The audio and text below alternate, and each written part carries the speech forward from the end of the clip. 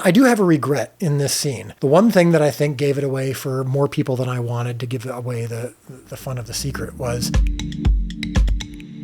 Hey, it's Dallas, and it's time for the final director's commentary, director reaction of Season 2. This is the season finale. So much to talk about, so I'm going to get right into it. You had so many questions about this episode, so many comments, so many differing opinions about some of the scenes. So I'm going to explore all of that and give you some behind the scenes of how we did this, why we did it, why we chose to portray certain things the way that we did. So let's get right into it. Opening scene, of course, as you now know, and if you haven't watched this episode yet, stop watching this and go watch the episode. As you now know, this is the introduction of Judas. In the script, it's businessman and apprentice. And the word Judas was not in the script at all. I think we actually crossed it out so that no one would, guess it and the script wouldn't get out. We called it businessman and apprentice. This is where we introduce Judas to you, and hopefully you didn't know it was Judas right away. Now, because so many of you were looking for Judas, and you see a guy who's about the age of the other disciples and he's got a beard, there was a measurable amount of people who were looking and going, that must be Judas. Because they were also trying to figure out where are we and why isn't there a timestamp that tells you that we're 50 years ago or we're 2,000 years ago. So just putting you right into this location that you don't recognize with people you don't recognize, people start asking questions. So people, of course, now are assuming that this might be Judas. So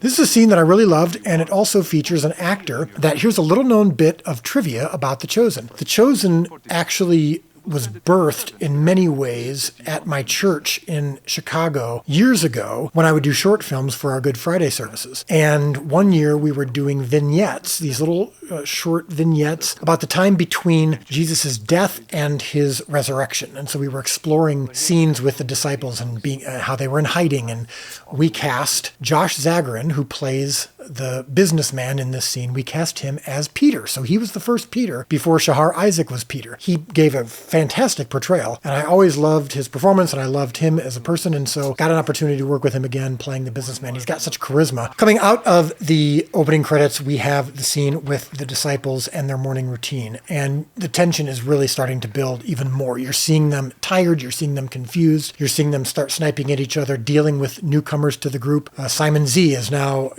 officially part of the group, and his routine, it's like when you get a new roommate and you start having a clash of routines and traditions, and you see John getting a little annoyed and maybe a little bit jealous of Z walking around with his, with his shirt off. And so some of the jockeying for position is happening even more so in this scene. And one of my favorite lines in this scene, our head writer, Ryan, does a really good job in these types of scenes, kind of these males in the locker room type moments where there's just getting really glitchy with each other. And Simon has this line after Andrew gets a little glitchy with him, and Simon says, "Your sails are still full, I see."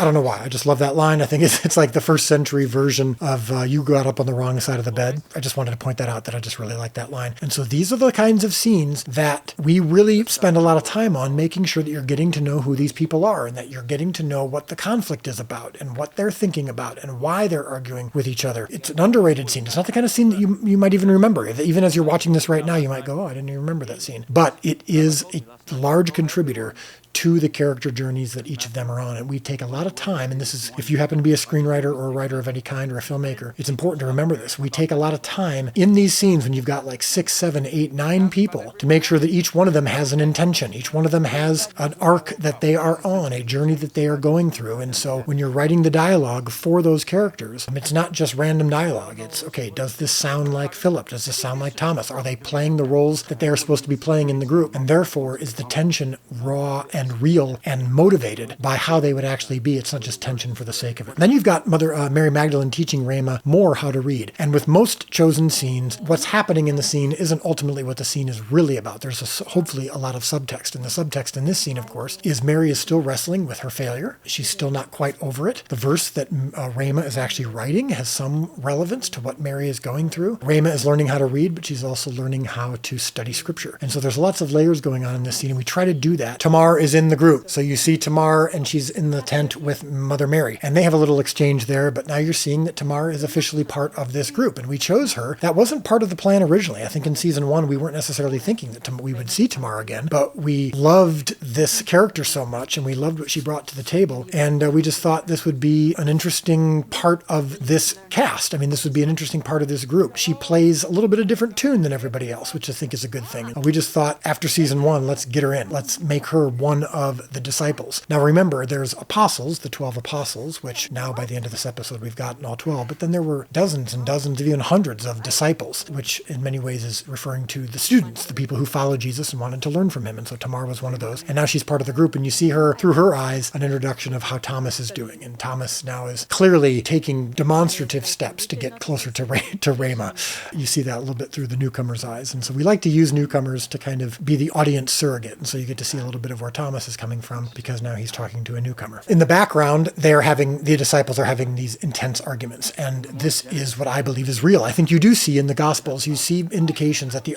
disciples argued about various things. But it's yet another reminder that Jesus didn't necessarily call people who were already arrived and who built this cohesive, beautiful unit. They came from disparate backgrounds. And so we wanted to portray that. We wanted to also show you what we look like. You've got Tamar looking at it. She's a newcomer, and sometimes that happens. You see people who are new to the faith, and they come in and they go, gosh, I thought this was going to be so fun. Why are you guys arguing about things? And it seems like you're arguing about petty things, and it doesn't look like love to me, as she said. That does not look like love to me. They all love our rabbi and want to follow him the right way. They just can't agree on what that right way is. Well, that phrase, that song, they will know we are Christians by our love. The Corinthians talks about all the characteristics of love. I hope that, especially through a show like this, we can sometimes learn like what love should look like and what it doesn't look like. And sometimes we get newcomers or people who are outsiders and they come in and they go, that does not look like love to me. I hope you picked up on that. And I hope that was hopefully a somewhat of a temperature check for how we are today, because they were like that in the first century as well. So we got this scene again between businessman and apprentice, and we get to see Judas. I really wanted to make him likable. I don't think I necessarily had a strong strategy in mind. It was just, I think, the truth of it, which was Judas lived with these guys and these disciples for 3 years, and you have to assume that they liked him and that they trusted him. And so there has to be reasons for that. I just can't have Judas come on the scene and be like, hee hee hee. We had Judas in this scene, and I do have a regret in this scene. The one thing that I think gave it away for more people than I wanted to give away the fun of the secret was when the businessman hands him the bag of money, and he looks at it and considers it and then takes it. I feel like even subconsciously that might have been a giveaway. And if I had to do the scene all over again, I would have come up with something different. I think that ended up being a little bit too on the nose. Probably gave it away for some people. And so I do have regrets sometimes about stuff that we make and stuff that we write, and it's not perfect. I think if I had to do that all over again, I might tweak it just a bit. So we got this scene where Nathaniel and Thaddeus and little James have been sent on this mission to find the ideal spot for Jesus to give this big sermon. One of the cool things about this scene that I really like was that at the end of it, little James and Thaddeus recognize that this place is not traditional. You wouldn't think of this as a natural place for Jesus to preach, and that's what makes them know that that's probably the right place. And Nathaniel doesn't get that because he's still relatively new, and he even says it's completely repellent, and they're like, exactly. It's this constant reminder that Jesus did things different, and that Jesus embraced some of these places and people who you might consider to be off the beaten path. Another cool thing about this scene is the horizon line. So if you look at this scene while we were filming it, the horizon has, some electric wires, and it looks like Texas, Our visual effects team, led by our post-production supervisor, Chris June, did a great job of changing the horizon to make it look like the Sea of Galilee. And those are some of the things that we get to do when we have wide shots, where we can't have some of the big epic scope that some of these, big shows have, where they have tens of millions of dollars per episode. But we do have these opportunities every now and then to slip in a wide shot, and we can give you a little bit of production value and scope. It was a cool way to make it look like Israel, and I think that horizon line really helped the scene just subtly kind of make you really feel like you're in Israel and not Texas. Then we've got the introduction of Shamai. And for those of you who are Bible nerds or historical geeks about some of the Jewish history of around this first century, Shamai is a very prominent figure. I've talked about him in previous director reaction videos. The school of Shamai was a significant school of thought among the Pharisees, and in the Sanhedrin, there was a significant group of people who followed the teachings and the perspective on the Torah of Shamai. One of the things that stands out to me when I watch this scene is I remember being on the set that day. The actor who plays Shamai had memorized, 4.5 pages of dialogue. It's super complicated. And I mean, if you see, he's got so many speeches and all this stuff. And there's a lot of momentum. He's a really great actor. And he mentions a name in this scene when you watch it now, Shimon. I know we can't prove it's the same person, but the pattern's too striking to ignore. It doesn't need to be the same person. That's what's wonderful.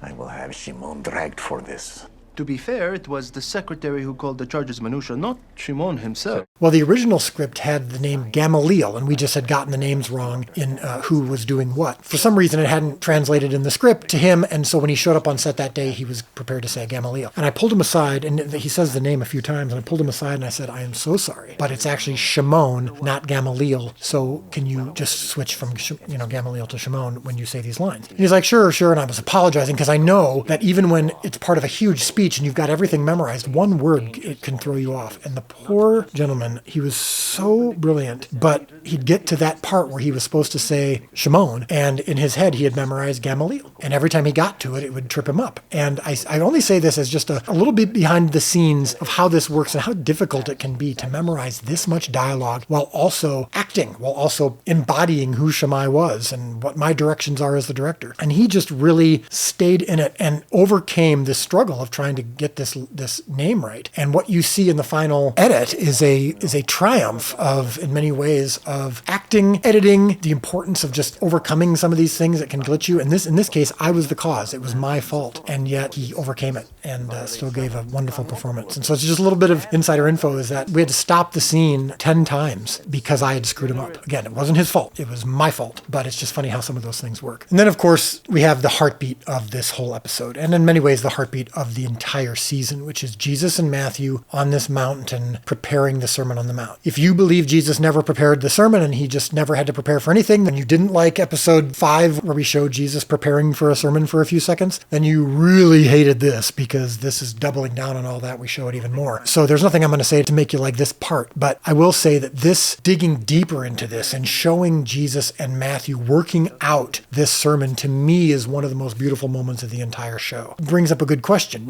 Did Jesus need Matthew to do this? I think the answer is yes and no, which sounds like a cop-out. Jonathan Rumi, who plays Jesus, he and I worked through a lot of this because some of the lines that were originally written, he was like, I'm not sure I'm totally comfortable with this because I don't want people to think that Jesus needed Matthew's opinion, that he couldn't have written this sermon without Matthew, and I understood that. So we tweaked a few of the lines, but I do believe that it is plausible that Jesus could have used the help of Matthew to write things down, to work out some of the order. I don't think Jesus, of course, needed Matthew to understand the truth of what he was saying. Of course not. Jesus knew the truth of what he was saying and he understood all that.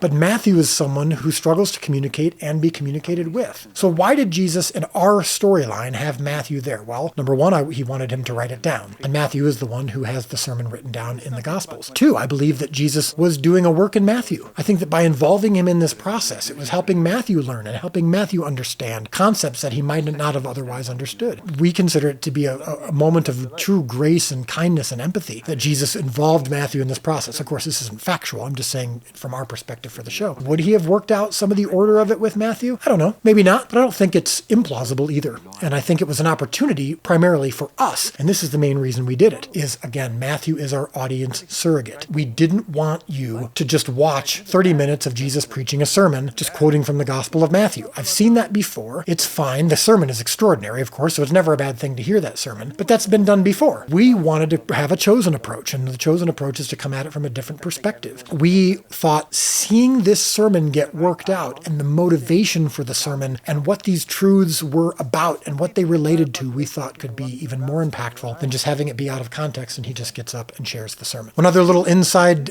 bit of info that you might find interesting is that when Jesus and Matthew, Jonathan and Paris, are on the mountain, that was actually filmed in Utah. That was filmed in November, I believe, in Utah. And we spent the whole day shooting this whole scene from the afternoon into the early evening, into dusk. And then we filmed the shots of the disciples at the campsite. That was in Texas. And so instead of shooting Jonathan and Paris on the mountain and then shooting a shot of the disciples and they're just disconnected, we wanted to try to connect it so it would look even more realistic and look like they're physically there. So on the day that we filmed the scene of the disciples leaving the camp, we actually put Jonathan and Paris in what's called called a condor, basically. We put them up 50 feet up in the air. We put the camera over their shoulders, and we had them wear the same costumes, of course. So the shot with their shoulders is in Texas, but the shot of their faces is in Utah, several months apart. Just thought that was kind of cool. So then you've got Judas, in this case, it's the businessman and the apprentice, and they have that introduction to the disciples. So this is where you see Judas meet the disciples for the first time by helping them secure this land deal. This was just a good opportunity for us to kind of get them into the world first. And now you see Judas overhearing this preacher that they're talking about. And because the businessman and apprentice are opportunists, and because I believe actually have legitimate and sincere motives to be helpful and to spread the word, they're believers. They're believers in God. They're believers in the Torah. But they're also really intrigued by this notion of a guy who's doing miracles, and the word is spreading about him. And so this is now Judas is hearing it. And they're like, we're going to help. And now we actually want to be at the sermon. So this is where we decided early on how we were going to introduce Judas. And we knew it was going to be at the end of season 2. And we thought it'd be a good opportunity to do it at the Sermon on the Mount. And then we work our way backwards. Well, how do we get him there? How do we introduce Judas into this world, into these people? How do we get him to the sermon? And that's based somewhat on also our plans for Judas moving forward. So because we know Judas ultimately became the keeper of the purse, the treasurer of the group, as it were, as we always do in The Chosen, we take what we know about these people and we take what we know about these famous stories, and then we work our way backwards to create context and backstory that matters and that is relevant to where we end up. And so that's why we built who Judas was before he met Jesus, what his job would have been, what his interests would have been, because ultimately we think that leads to what happens later. So we've got this scene of the disciples being confused. The disciples aren't always arguing. Sometimes it's just confused. They're wrestling with what they're supposed to be doing. And this is true. This is historically accurate, that of course part of what the disciples' role was to prepare the way. Jesus would oftentimes send his disciples, and this is true of other rabbis when they were preaching, to go and spread the word and prepare what was needed for the sermon. And in this case, we've set it up like this is a big sermon, and this is going to be on a stage, and this is going to be for thousands of people. And so the disciples are now wrestling with what is our role? How are we going to do this? Are we going to disappoint him? I mean, he's tasked us with this job. We need to live up to it. And that's true today, where we feel like we've been given these opportunities to do ministry, and we sometimes take on too much responsibility, and we feel like it's our job to make sure that they're successful. And the disciples are wrestling with that. I'd say if there was one controversy about this episode, the most prominent one that some people were upset about was that we show this sermon as an event. In the Bible, the Sermon on the Mount was delivered most likely on the hills, as it says, it started with a small group of people and then more people gathered, and that it was primarily his already existing followers. So I would say that as captured in the book of Matthew, that particular list of teachings that Jesus gave primarily was probably delivered for a smaller group of people, and it was probably a little bit more spontaneous. However, as we do multiple times in The Chosen, and as I believe is true, we combine what I would believe was multiple times where Jesus shared these teachings. And there are many scholars who believe that this was not necessarily one sermon, that it was a collection of teachings that Matthew assembled into one big sermon. So we thought, wouldn't it be cool if we took all of those teachings and we put them into this particular context? We want to illustrate that the word is spreading and that Jesus's message is now getting out to more and more people. Thousands of people are now gathering to hear them, which is true and which is in the Gospels. And how would Jesus have delivered sermons to thousands of people? Well, he would have had to get onto a higher point of a hill or a lower point of a hill. You never know if he was on the lower because they were, seated like stadium seating, or whether he was high so that his voice would carry more. It's tough to know for sure. It was probably a bit of both. But we're not claiming that this Sermon on the Mount in The Chosen, in our portrayal, is the definitive portrayal that Matthew captures in the book of Matthew. We're saying Jesus no doubt preached this multiple times, no doubt gave these truths multiple times, and no doubt preached in front of thousands of people multiple times. Is it factual that they built a stage so that Jesus could stand on the stage and be seen and heard by more people for this particular sermon? It is not factual. Is it plausible? I believe it is. Does this mean, as some people said, that we're creating Jesus as a rock star, that this was like a rock concert, and that the curtains were, he's coming out of a curtain, and this is like mega churches today? Of course not. That's a really, really silly perspective and comment. Obviously, we were just portraying the curtains as just to kind of separate backstage from the thousands of people. We wanted to create a little bit of an area where the disciples could congregate and talk and plan, and Jesus could plan with the women who were giving him different sashes to wear and all these things. We just wanted to have a private spot. We weren't making any, of course, sort of statement about Jesus as a rock star. This is just practical. This was done for practical purposes. And Nathaniel, who's an architect, and Thaddeus, who'd done construction work, they all put together to make this kind of hastily assembled stage that Jesus could step on and be seen by thousands of people all at once. That's all it was. If you've heard a friend who was all upset about it, you can let them know. We were making no statements about Jesus being a rock star. It's solely just a practical thing thing. And we just thought this was a really interesting way to conclude the season, which is that not only is Jesus about to deliver a sermon, but the ministry is expanding and the disciples are part of it. And the word is spreading and they're part of that as well. And so their word is spreading and people are coming to hear Jesus for the first time. And Jesus is going to deliver this sermon to thousands of people all at once. And of course, as part of that, we had the opportunity to get several thousand chosen fans who'd paid it forward at a certain level, something we're going to do for the feeding of the 5,000 in season 3. It was just an awesome opportunity to assemble people. And the weather on that day was frigid. It was literally around freezing. It was like 30 degrees. We had Phil Wickham come out, Carrie Job and Cody Carnes come out, and Michael Jr., the comedian, come out, so that while we were gathering all the people, in groups at a time, which took hours and hours for them to get their COVID tests and to get into wardrobe and to arrive, while we were setting up the shot, while they were doing all that, we wanted to keep them entertained and also give them an opportunity to worship like they did with Phil Wickham and Carrie and Cody. Yeah, that was quite a day. If you notice, we filmed the main shots with the huge crowd of people. We filmed those on one particular day, and then all the backstage stuff we did was on a separate day. Of course, the weather was different on that day. So our cinematographer, Akis, had to make it look as much as possible like it was the same day, even though the sun was bright shining on the scenes with Judas and the businessman. You can see the sun was out, and we couldn't hide that. But we did what we could to try to make it look like, even though time had passed, that this was on the same day. But it was a challenge. I mean, we filmed this whole Sermon on the Mount sequence backstage and on the stage and with the crowd over the course of several days. And this came right around the time where the snowpocalypse hit Texas. So it was a challenging thing to try to make it look like it was one cohesive scene, but I think we pulled it off. Now, this scene that we were filming on the Sermon on the Mount, I intentionally skipped over the scene that comes before it, which is Jesus and Matthew finalizing the Beatitudes. The reason I'm mentioning it now, it's somewhat out of order, is because when the episode ends, some people were like, oh my gosh, I wanted to see the sermon. How come we didn't get a chance to see the Sermon on the Mount? You told me that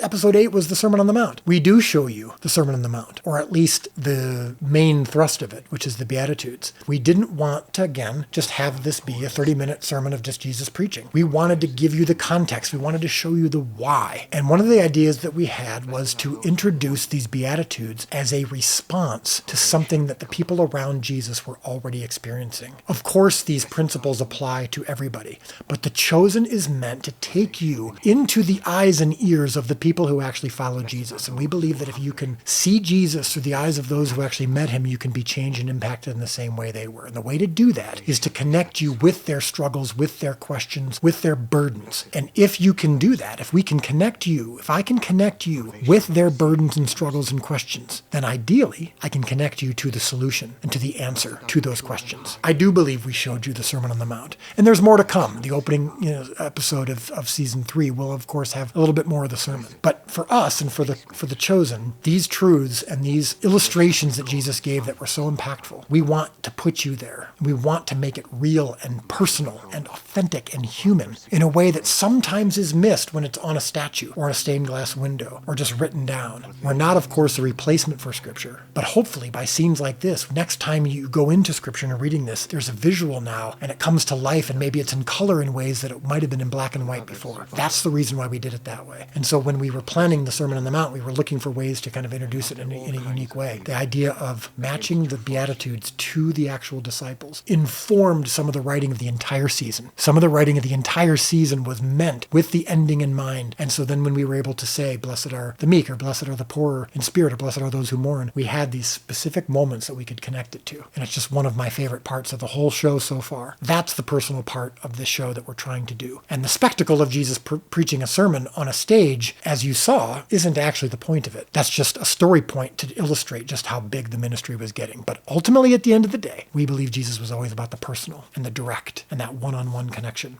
less about the spectacle. And the fun part of this final scene, before we cut to credits, was the reintroduction of some of the people that you know and love from season 1, like Zebedee and Salome and Eden, Barnaby and Shula. Being able to come back for this particular episode and seeing everyone gather together is also a statement about how this is not only reaching those outside of Capernaum, but it's bringing people from Capernaum to Jesus, even when he's not in Capernaum. And this is just showing just the scope of it. And it just, quite frankly, I just thought it would be a fun opportunity for the show and for you, the viewer, to see some of your favorite characters all in one place. And we'll see more of that in future seasons. seasons. That's a little bit of a look inside the season finale of season 2. With that, we are closed for the season, but when we come back for season 3, we'll get you even more inside information and behind the scenes. Continue to check out all of our behind the scenes videos. We really want you to feel like you're a part of this and that you have ownership of this. And remember that these videos are free and easy to access on our YouTube channel because of like what I'm wearing. The Binge Jesus shirt, the Chosen hoodie, all of these gift items are at thechosengifts.com, www.thechosengifts.com. The sales of those go towards all of this equipment and the ability to keep this show and these